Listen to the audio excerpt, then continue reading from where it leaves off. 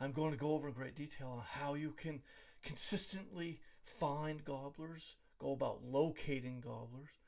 If you're new to turkey hunting, or it doesn't matter if you're okay. It doesn't matter if you're new to turkey hunting, or if you're the most experienced turkey hunter out there. We all of us turkey hunters can relate as to just how difficult sometimes it is to locate or find gobblers to hunt, and especially find killable gobblers. And and a lot of times, why hunters aren't finding gobblers consistently is because a lot of times it's because the turkey hunter's doing too much, trying to do too much calling. You're maybe the turkey hunter's being loud and making their presence known, putting on the pressure. The pressure could be on that turkey population in the particular area that the turkey hunter's hunting, and so forth and so on. So, really, the most successful turkey hunters out there, a lot of times they're the quietest hunter in the woods. They're the most stealthy, quiet, the less fidgety, and really they're the most patient turkey hunter out there. And they have lots of woodsmanship skills that in their back pocket that works to their advantage as well. So, like, really, what I want to say is there's a very good reason why the turkey are consistently hanging around a certain area in your neck of the woods, wherever it is you go to hunt the turkey. There's reasons why year after year after year those turkey can be found there. There's reasons why year after year after year you're going to find hens in a certain area of your hunting grounds, wherever it is you hunt, and why you are finding gobblers there. It has to do with habitat. There's things about that area where you're consistently finding gobblers as to why they're there. Obviously, food, cover, water, right? Food. What do turkey like to eat? They love insect larvae, insects. They love the very first green up in the springtime. All that greenery popping up is food for the turkey. They're gobbling that up. They're right now turkey are loving the logging roads and the quiet, unpressured, like four-wheeler snowmobile trails and dirt roads that aren't getting a lot of pressure, like a lot of traffic from humans. And the turkey are loving field edges and clear cut edges and cut like 3+ year old clear cuts in the forest and stuff. Or any kind of opening in the forest wherever these turkey live, there's this fresh green up occurring. All the little shoots springing up, the new succulent growth. The turkey are gobbling up, and obviously insect larvae, different varieties of insects they're eating right now. And yes, I'd be remiss if I didn't mention hard mast. Obviously, turkey love acorns, and so anywhere in your hunting area, in your hunting grounds, where you have hardwood ridges laced with oak trees, that's great. That's good. That's a turkey attractant.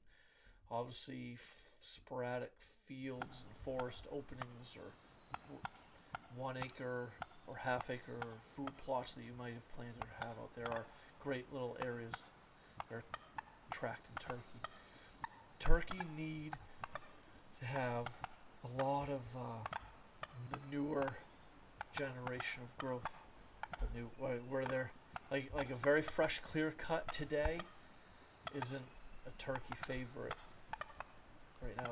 That clear cut where the logging industry went in and selectively cut a forest and opened up the forest floor, that cutting isn't really favorable to the turkey, and at least for another 2+ years.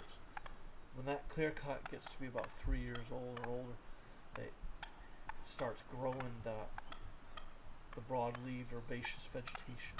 It starts getting all that understory, that new generation of growth that the turkey can hide in, and it gives them plenty of food. Obviously, the hens need lots of cover for their poults. And so if turkey can move through it, as long as they can freely move through wherever it is they're living, and have plenty of cover to hide, plenty of cover for the hens to hide their poults as the poults are growing, and as long as the turkey have a lot of food and a lot of shady area, a lot of evergreen type areas, like parts of the forest that the turkey live in need to be shaded and cool. There needs to be like them cooler microclimates during the heat of the day when the sun is high and it gets real warm. The turkey, they love to gravitate towards these daily loafing areas. They like to loaf in up underneath like some evergreens or in tucked into the trees and the shady cool areas to do their 2, 3, 4 hour plus loafing, grazing stuff before they go about their daily routine. So I was talking about, you gotta check this out. Very exciting.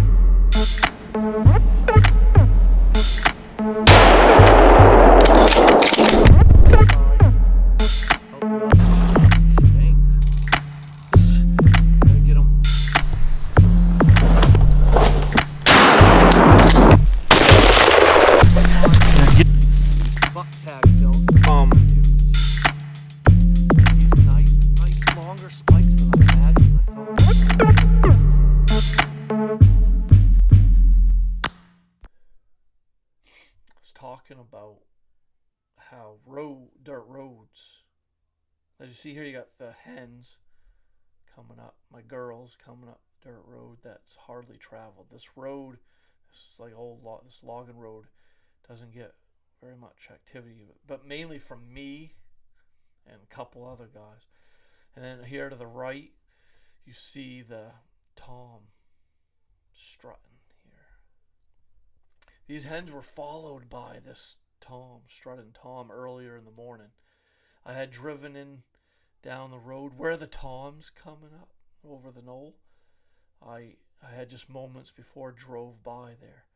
And these two hens you see on the left were at one point in time where that tom is, but the hens have now reversed direction, going back towards where I spotted them earlier in the morning. So, take note here where these turkey are traveling, like what it looks like. It's a dirt road. On the edges of the road, there's some new, fresh, succulent green up, some new growth coming in the spring. And these hens and the gobblers, they walk these old logging roads and dirt roads and trails, finding lots to eat. All the things the turkey love to eat is found along the edges of these roads and trails.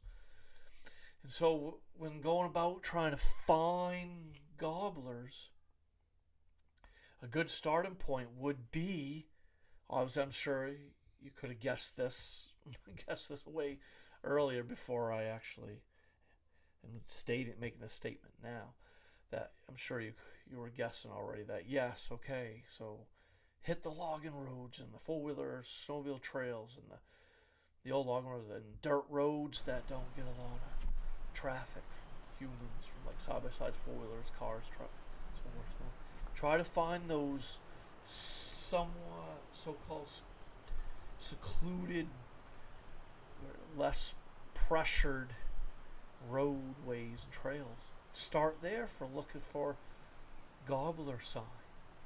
And see, as this gobbler struts, he's spreading his wings and dragging those wingtips on the ground. He's leaving sign behind.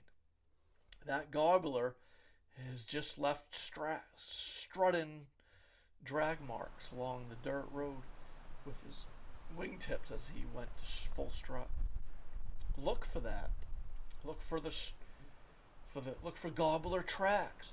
The middle, look for really thick-toed, heavy-looking turkey tracks where the middle toe is longer than the two outer toes. That's indicative of a gobbler track. Look for the strutting scratch marks on the roads and trails where a strutting gobbler came through. Look for gobbler scat. It's a J-shaped turkey poop. Gobbler scat is J-shaped. And hen scat obviously isn't J-shaped. It's either long, like a couple inches long and cylindrical, or it's clumped, a clump of turkey scat. Gobbler scat is long and curled and curved like a J. There's like a J hook in a gobbler scat. Look for gobbler scat. Look for drag marks. Look for the gobbler tracks. Look for... Maybe you run 10, 12 or more cameras that run off of AA batteries. Are you sick and tired of burning a hole in the pocket, of constantly needing to buy batteries after batteries after batteries? I'm here to tell you, with this X60 Pro Max Guard Pro trail camera with the rechargeable lithium-ion battery pack, once you charge this battery pack full, you'll easily get 3 or 4 plus months more run time with this camera than you would with conventional AA batteries you'd buy from the store. You'll never have to break the bank again, never have to burn a hole in your pocket spending every bit of spare cash you got on AA batteries ever again. Don't worry about that.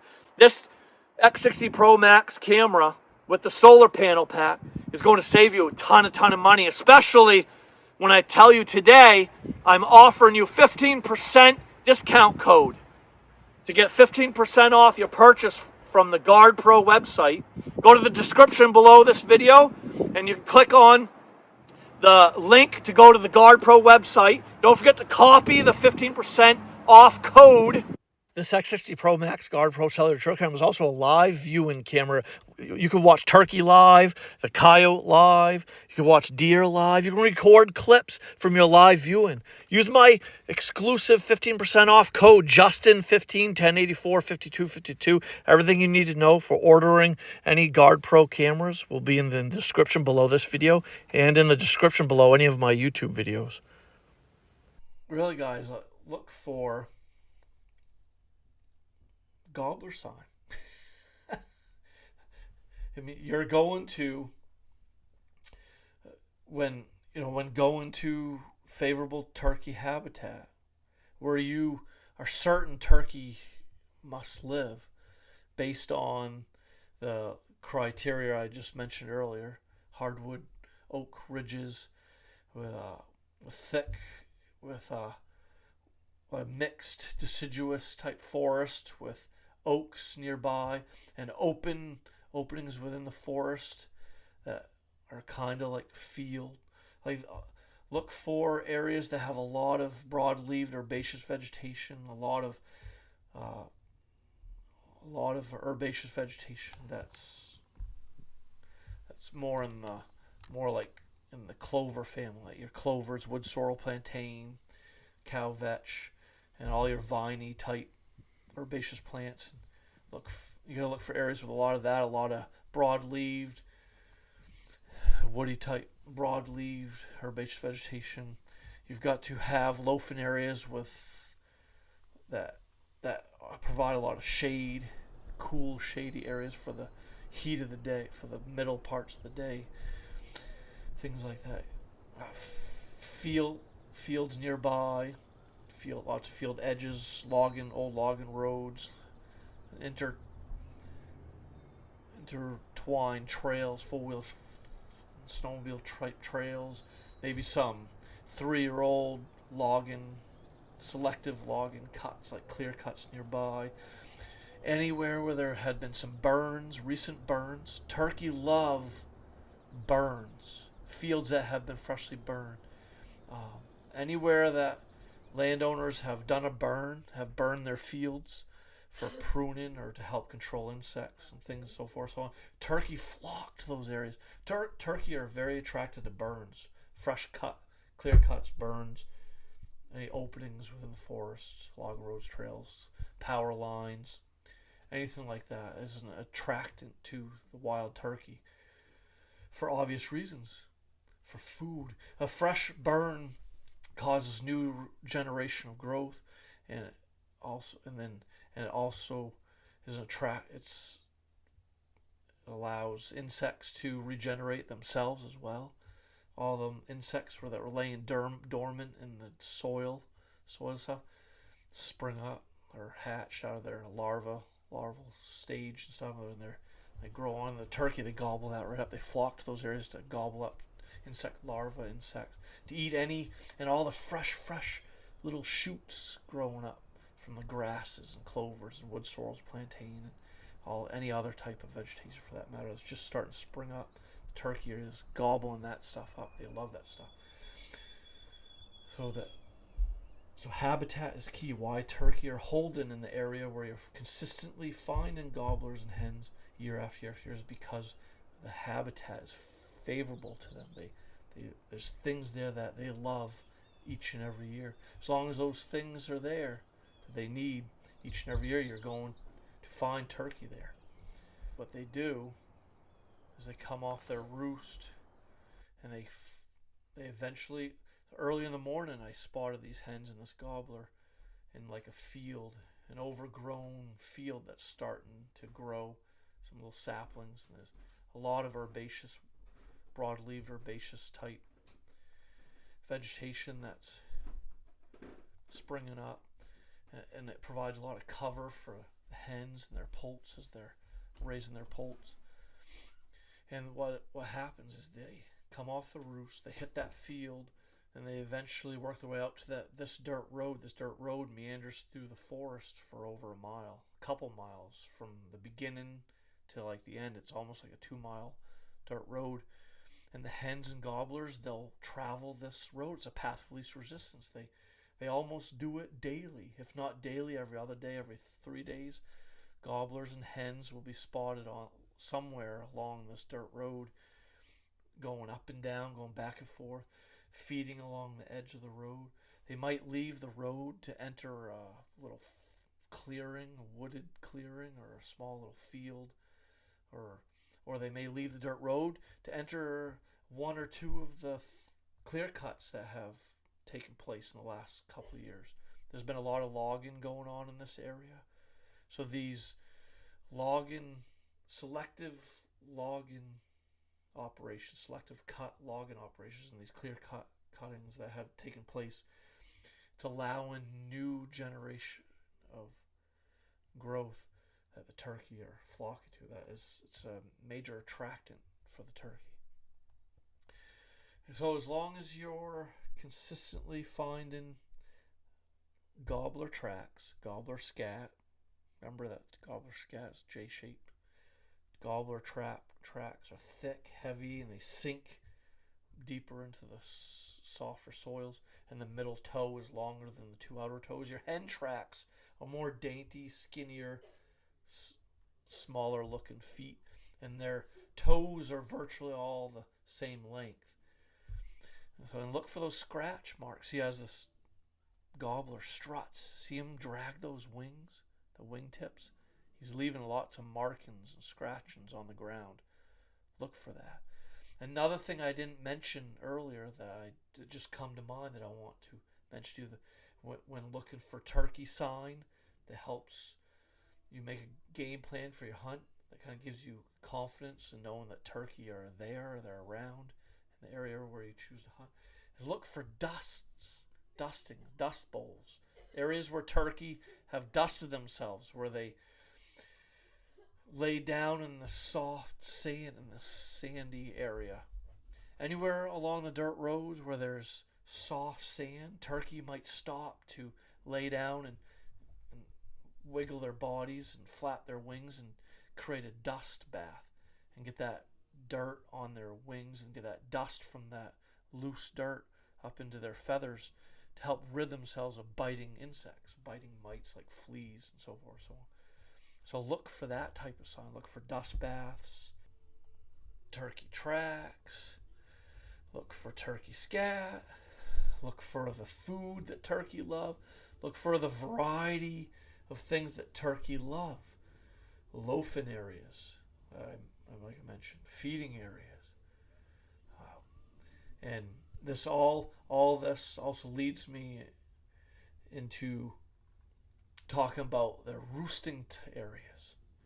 Another way you can go about finding gobblers consistently without ever needing to use a call to strike off one to locate one. When looking for the scratching in the leaf, like in hardwoods where there's oaks, where there's acorns, and it's not even just for the acorns, not even really anywhere where there's hardwoods with acorns, the hard mass, but turkey, they scratch in any kind of hardwood or any area where there's a lot of leaves, a lot of leaf duff, or anywhere where the soil's loose, where they can dig down into the soil to stir up the insect larvae and the insects themselves, and maybe dig down to little shoots of vegetation that's coming up that they want to eat.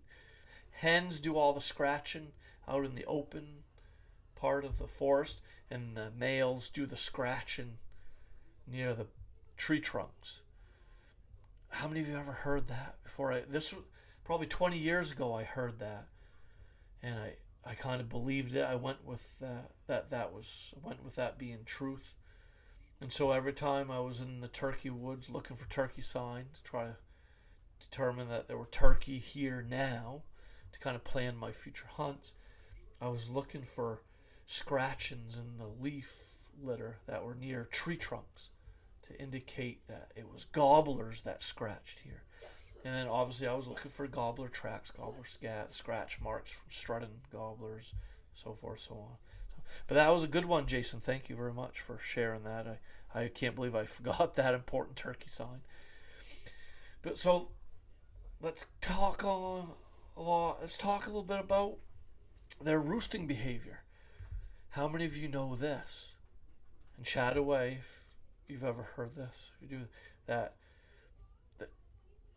when it comes to trying to locate gobblers, roosting areas, or turkey roosting areas, it's a good idea to start near water. Start in your swampy wetland areas. Start near stream bottoms, river bottoms, anywhere where there's water. How many of you have heard this? That turkey love water. Any kind of waterway. When it comes to like a meandering brook or stream or river, a beaver pond created by a beaver dam in a wetland, swampy area, turkey love to roost right over the top of water. It has something to do with not getting preyed on at night. They feel safe roosting above water because they know predators, nighttime predators, or they know that predators can't come from the water side, or they just feel there's that. That's one reason. Another reason is because of the temperature, the microclimate formed around these water areas. The thermals around the water is help like regulate their temps. In the springtime right now, especially the temps fall to freezing. Right now here in Maine, it's like 32 degrees right now. It's freezing, and you could bet that the turkey are roosted somewhere near water, above water, because that water maintains its probably 45 to 50 degree temp versus the 30 degree air temp that's colder, much colder. Turkey don't like to be cold, and they don't like high winds, and they want to be warm in their roost, right? Who wouldn't want to be warm in their bed? So that there's that.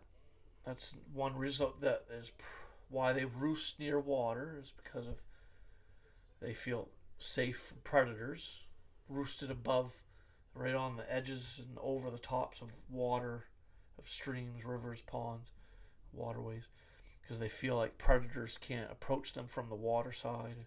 And then there's the warmth of the water being warmer than the air temp, the thermals from that rising up into their roosts to help keep them warm. And Then there's food. Reason why they there's the food and ease of travel. Stream bottoms, low elevation valley kind of areas with meander streams and brooks, bubbling brooks, and rivers, and like pond edges and swamp edges create ease of travel for the turkey. And also early in the year, in the springtime, hence our spring turkey hunts coming up, or for those of you, your spring turkey hunt may have already begun. But in the springtime, a lot of the new growth happens first near water for obvious reasons. Like your new succulent, your herbaceous vegetation, your new vegetation springing up needs water to grow, water, sunlight. So hence why the turkey hang around water a lot in the spring, and why they may roost near water more so than roosting on a hardwood ridge, say, or something, so forth. So a good starting point for trying to locate gobblers' roosting areas, roosting grounds, would be honing in on your swampy wetland areas, honing in on the nearby brooks or rivers in your hunting area, or ponds and lakes. Just go to those areas to look for gobbler sign.